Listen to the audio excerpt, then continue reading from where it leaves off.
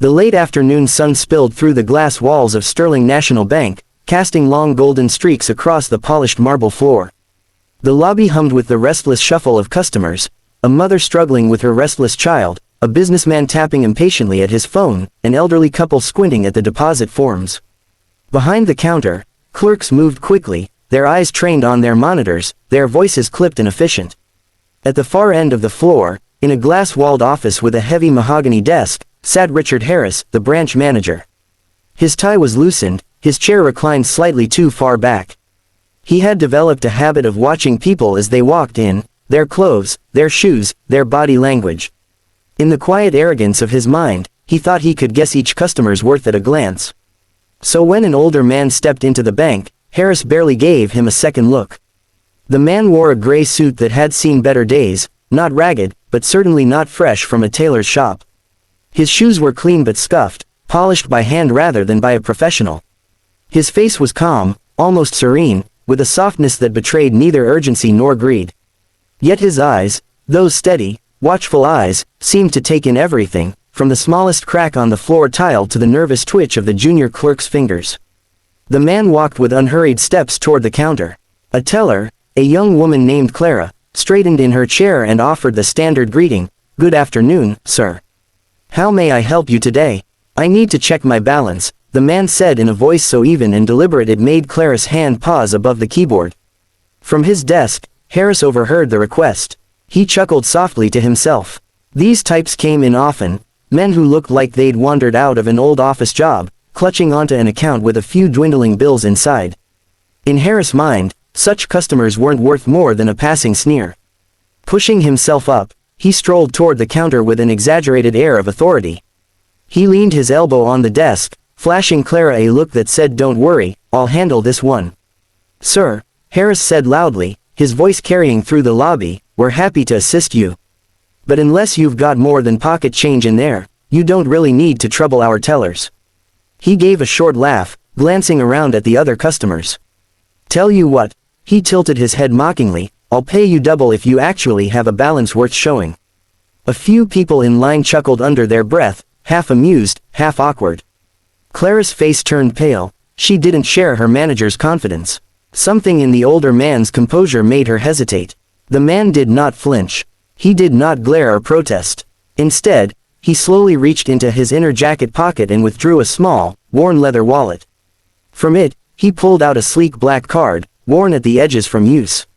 He slid it across the counter toward Clara. "Go ahead," he said softly. Clara hesitated only a moment before swiping the card and typing in the credentials. The screen blinked, numbers processing, until suddenly the balance appeared. Clara's eyes widened. Her hand froze on the keyboard. She leaned closer, as if her eyes were deceiving her. Harris smirked. "Well, don't leave us waiting. How many grand riches are we talking?" $20. 30. Clara turned her head slowly toward him, her lips parting but no sound coming. Finally, in a trembling whisper, she managed, "Sir, this account belongs to," her voice faltered. She swallowed hard, then said it clearly, "to Mr. Arthur Caldwell." The room fell unnaturally silent. The name seemed to echo in the air, bouncing off the marble walls, vibrating in the ears of anyone who had the faintest awareness of the banking world. Even the businessman with the phone looked up, frowning as though he had misheard. The elderly couple clutched their deposit slip a little tighter, suddenly alert. Harris frowned, irritation creasing his forehead. "And who exactly is," he stopped mid-sentence, because the realization dawned on him like a slow, merciless sunrise. His gaze shifted from Clara's horrified expression to the older man's calm, unblinking eyes. Arthur Caldwell. The name wasn't just familiar, it was legendary. Caldwell was not only one of the wealthiest men in the country, he was the chief executive officer of Sterling National Bank itself. His photograph hung in the corporate office's grand hallway. His signature was on the annual reports. He was the man whose vision had rescued the bank from collapse during the last financial crisis. And Harris, arrogant, smug Harris, had just mocked him in front of half the lobby. The blood drained from Harris' face. His smirk collapsed into a weak, twitching smile. "Mr. Caldwell," his voice cracked. I didn't realize." Arthur Caldwell stood silently, his posture as unshaken as when he had first entered. There was no anger in his face, no outrage. That made it worse. His calmness was terrifying. The silence stretched until Harris felt the weight of every watching eye drilling into him. Caldwell finally spoke, his words cutting through the air like a knife through glass. "You said," he repeated slowly, "that you would pay double if I had a balance worth showing." Harris swallowed hard, his throat dry as paper. "Sir, I was only joking." Caldwell raised a hand, silencing him instantly. His gaze swept the room, pausing briefly on the nervous customers, then returning to Harris. His voice was still quiet, still calm, but it carried the weight of authority no one dared ignore. "A manager's joke," he said, "reveals how he sees his customers. A balance isn't only about numbers, Mr. Harris. It's about trust, respect, the foundation of this institution." Harris felt sweat bead at his temples. His knees wobbled. "Mr. Caldwell, please, I didn't mean." But Caldwell had already turned away from him, sliding his card back into his wallet with the same unhurried grace. He tucked it into his jacket pocket, then looked once more at Clara, who sat frozen behind the counter. "Thank you," he said softly to her. "You did your job." Clara nodded, her hands trembling on the keyboard. Then Caldwell's eyes shifted back to Harris. For the first time, his voice hardened, though it never rose above its steady tone. "We will speak," Caldwell said, "about what balance you bring to this bank." The entire lobby seemed to hold its breath. Customers stood motionless, pretending not to stare, yet every gaze followed Caldwell as he turned and walked toward the exit. His footsteps were slow, deliberate, echoing against the polished floor. When the door closed behind him, Harris was left standing at the counter, pale and sweating, while the whispers began.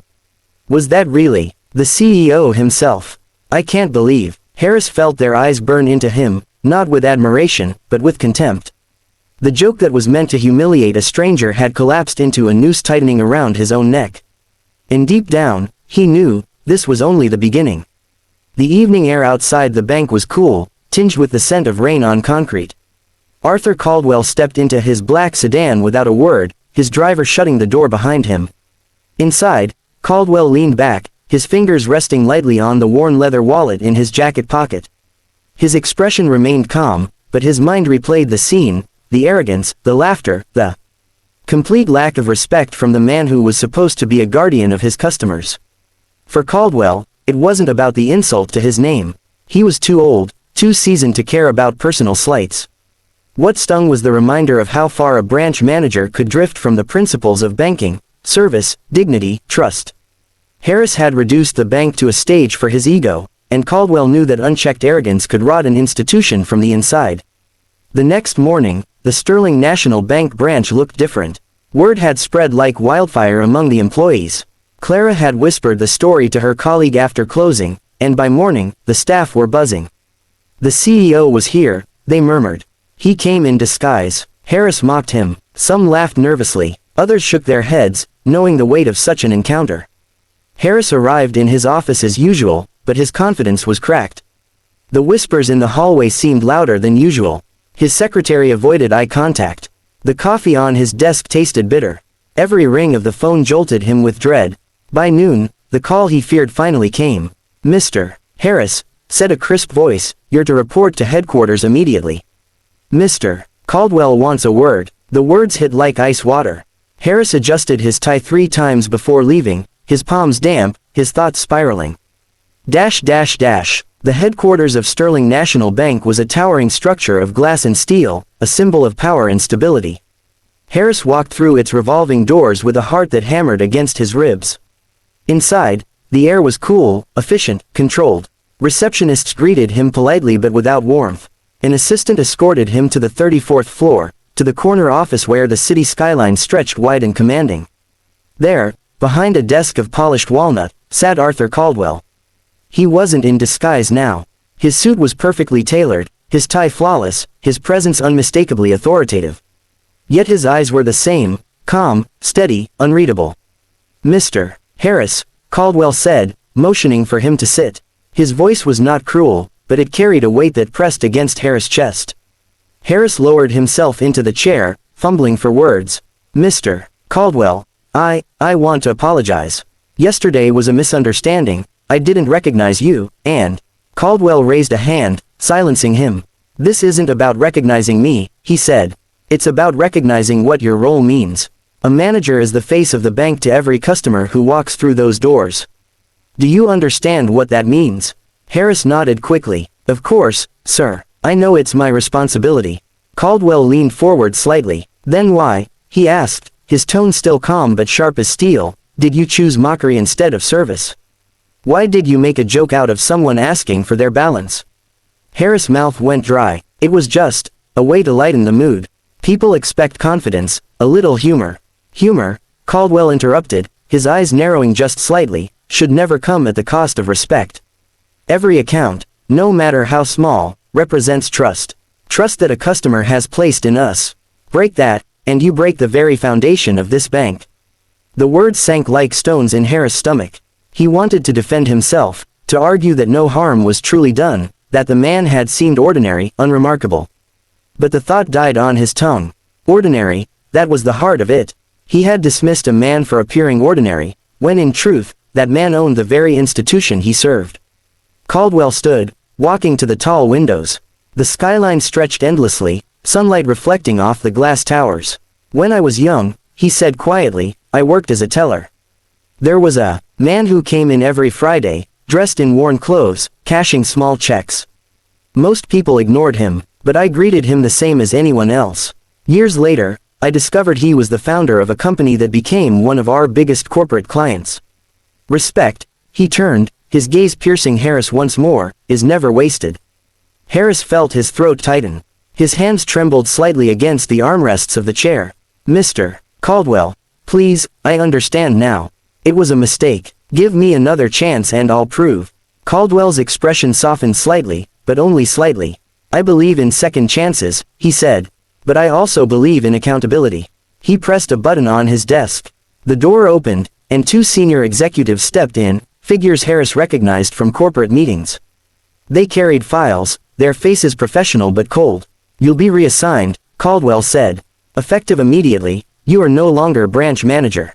You'll serve in an administrative capacity under supervision. It will be a demotion, yes, but it will also be an opportunity to learn humility, to rebuild what you've forgotten. The words struck Harris like a blow, but also carried a flicker of relief. He wasn't being cast out entirely, not yet. There was still a path forward, though steep and humiliating. Thank you, sir, Harris said, his voice breaking. I won't waste this chance. Caldwell nodded once, then turned back to the window. See that you don't. The executives guided Harris out. The door closed softly behind him, leaving Caldwell alone with the city stretched beneath him. He stood in silence for a long moment, then opened the file on his desk, a report on customer service ratings across the branches. He made a note beside Harris' name, watch closely. Back at the local branch, Clara heard the news days later. Harris had been replaced by a new manager, one known for patience and empathy. The atmosphere shifted almost immediately. Customers were greeted warmly, staff felt respected, and Clara herself was encouraged to take initiative. But the story of that day remained. Customers whispered about it still, a legend that grew with every retelling. The manager laughed at a man asking for his balance. The man turned out to be the CEO. Some told it with humor, others with awe, but all with the same conclusion: respect everyone, for you never know who they truly are. And somewhere, in the corner office high above the city, Arthur Caldwell continued his quiet watch, not for wealth, not for appearances, but for balance. The kind that could not be measured in numbers, but in dignity, integrity, and trust. For in the end, that was the only balance that truly mattered.